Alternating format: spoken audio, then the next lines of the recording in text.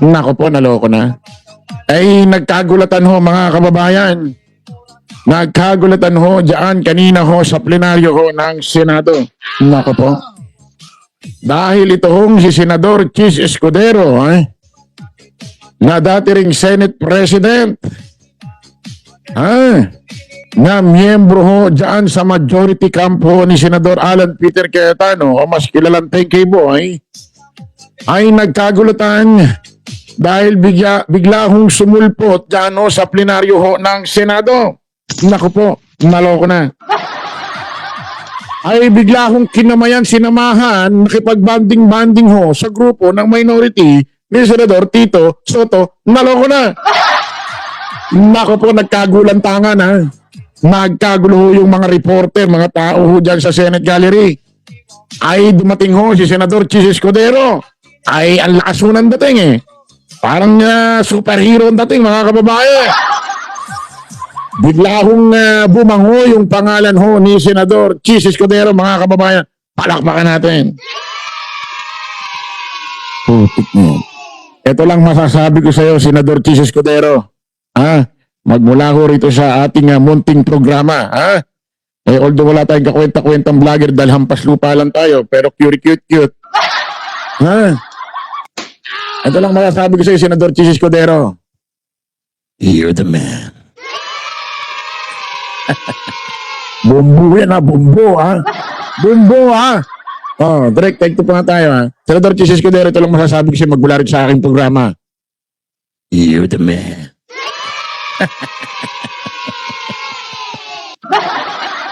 Putik, pinabilib mo ako Alam mo, Senador Chis, matalino ka. Ang ganda mo magsalita, ang galing mo magsalita. Alam ko matalino ka. Hindi ka nababagay dyan. Hindi ka nababagay dyan, putik. Aminin ninyo, press one, naging humanga rin kay Senador Chis Escudero. Humanga rin kayo. Alam, matalino ito, magaling magsalita ito. Ang ganda magpaliwanag nito. Matalino ito, magaling ito. Alam natin yan. Hindi ka nababagay dyan, sir.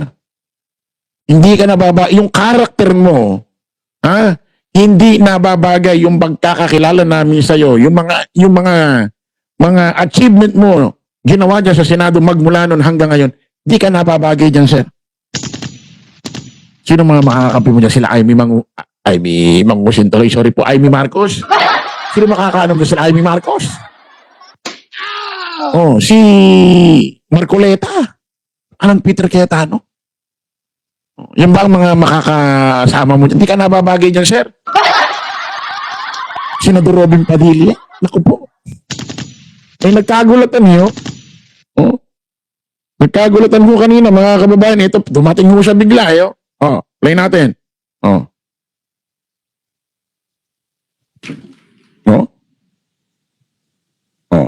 Nagkagulatan niyo.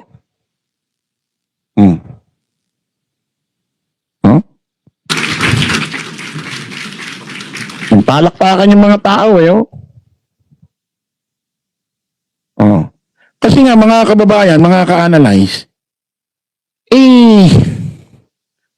wala na sa tamang hulog yung mga grupo nyo dyan. Si Amy Marcos, wala na yan. Himod-pet na talaga sa mga wala na yan. Putik, demonyo na utak niya. Kaya yung mga ibang natitira pa dyan sa majority, mga sir, mga ma'am, yung mga may liwanag pa ang utak. May mga natitira pang prinsipyo, paninindigan sa sarili.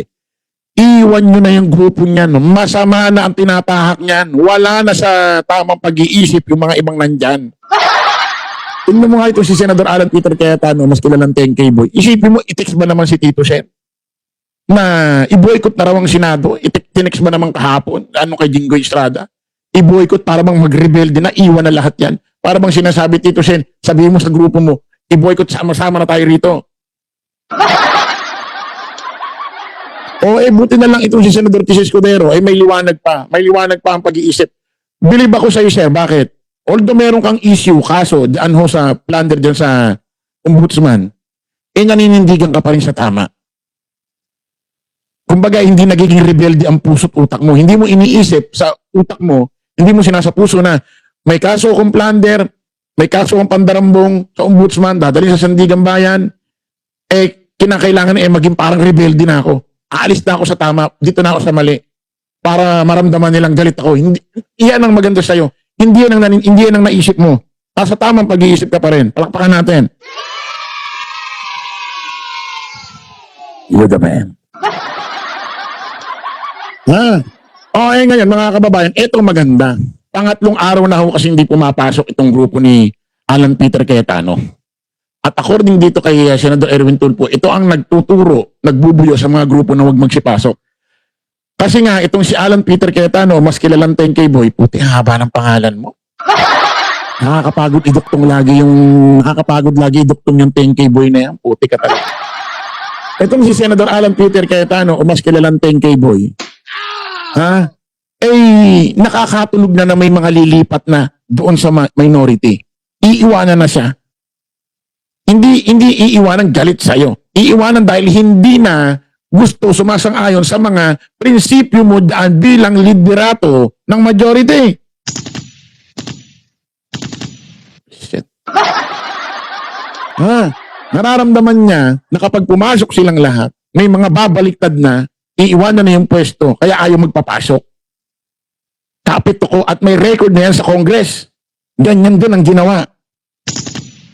Ayaw niyang bitawan yung pwesto bilang House Speaker. Ayun, putik pati yung pintuan ng plenary hall, sinarado kinandado, kundi ba naman timang minuminuto.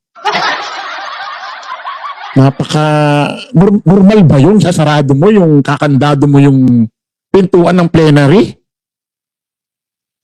Normal ka ba? Ano nangyari? Di 3 araw na, ito maganda.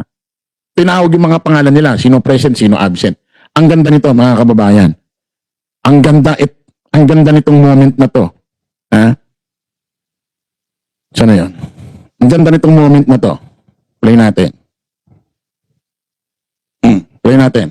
Let's pause for a minute of silent prayer. Silent prayer muna, mga kababayan. Ang ganda ng moment na to. Ito ang pinaka-highlights. Pakinggan natin. Umakyat si Senador Willie Sherwin Gatchalian, nagdasal. Call the roll.